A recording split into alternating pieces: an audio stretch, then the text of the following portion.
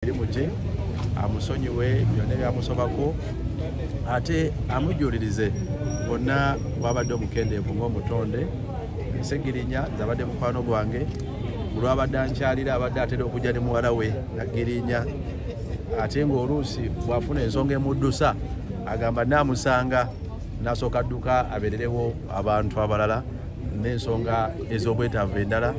Ssegirinya yali mulamu ddala okudduka okwogera ate nga ensonga zakkirizaamu azisimbako essira.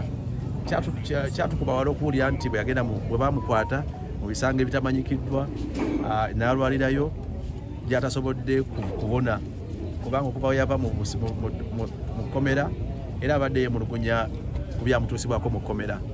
Ate era ne wabweru w'ekkomera kuva yagenda mu bujjanjabi. Twebaza abasawo bakoze kye basobola okukola, twebaza famire, twebaza President Kyagulanyi ne NUP, twebaza ne bannayuganda bamusabidde paka olwaleero. Kye twebaza Katonda nti Ssegirinya mbukulu bwe yasiramuka era afudde musajja musiraamu, amanya n'akyusa okuva muri kyali n'afuuka Ssegirinya era mulabye embujjanjabi bw'abadde afunye okusembayo nga ye Ssegirinya Muhammad ng'ayambala nkofiira asiiba mu kanzu. Kitulaga lwatu nti abadde ali mu kusaba Katonda, abadde mu kwerenyeza Katonda era ffe okusaba mutugamba nti omuntu aba agenze bw'aba afudde tumwogereko birungi, tumwogereko ebirungi era Mungu abikakasa. Ekirungi nti ebya Ssegirinya abantu bonna babikakasa nti abadde muntu mulungi, abadde muntu ayagaddwa.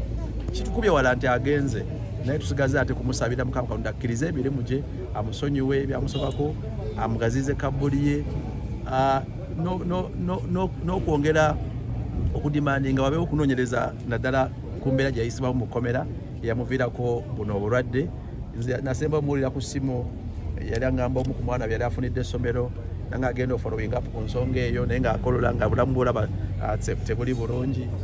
So kyannaku newankubadde nti abasawo balwanye naye Katonda bw'atyo bw'atugeredde kati nteekateeka z'okumuziika zirangiriddwa.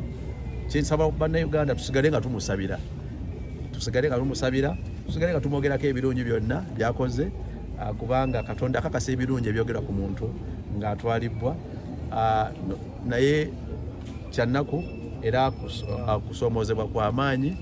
Tuli mu kaseera ka kusoberwa naye Katonda gwe tukwasa byonna ye muyinza wa byonna. Katonda yagaba era yajjawo tugaba bugambi inna lillahi wa inna ilaihi rajiun.